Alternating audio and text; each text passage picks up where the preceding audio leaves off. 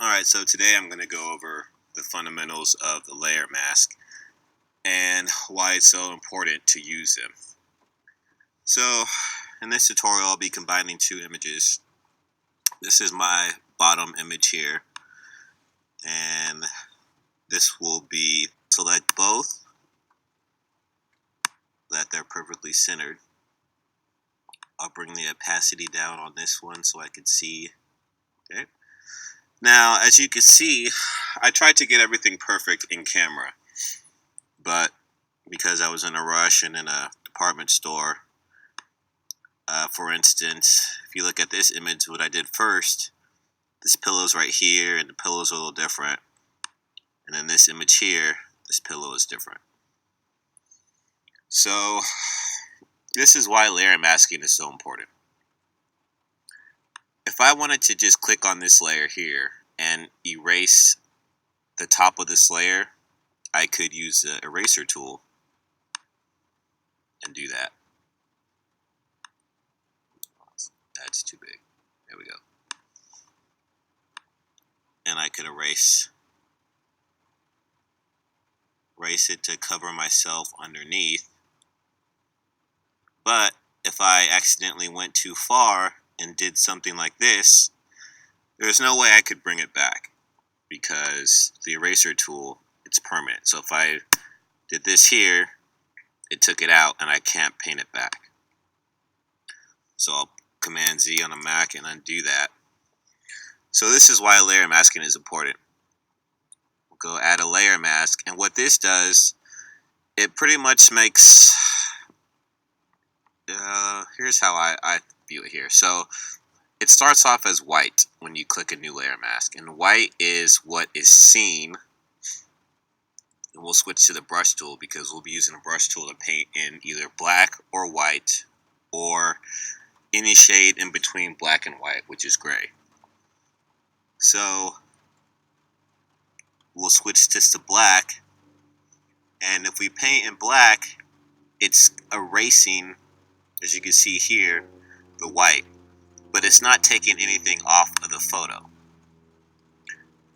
Well, it is taking everything off of the photo, as you can see here, but the unique thing about the layer mask is that if I switch this back to white, I could paint it back in. Okay, so we switch this back to black. We'll paint out this top layer to show what's underneath. So whenever you have a layer mask here that's all white, it's the whole picture. You paint black, what's underneath, and it makes it erase and disappear. And it shows what's on the bottom of it.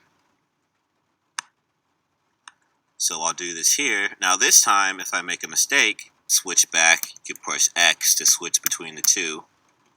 I'll switch it back to white to paint it in. And I'll paint in that little bit there. And also right here, I'll lower this brush a little bit. And I'll paint this in here.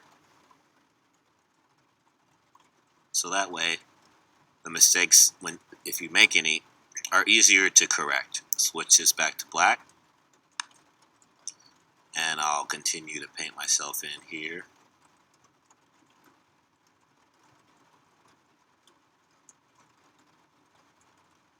Now we'll just make this pillow here. Do that. So this is 100% times better than using the eraser tool to do this type of effect. So now I have myself sitting on the couch twice. And the good thing about, like I said, the layer mask is nothing is permanent, because all you're doing is coloring in and coloring back out. Now, how I said earlier with the gray is an in-between half and half. So let's do this here. If I pick gray and I wanted to paint, it still shows, but because it's not fully black or fully white, solid, and it's in the middle, it leaves like the opacity is different. So if I go a darker gray,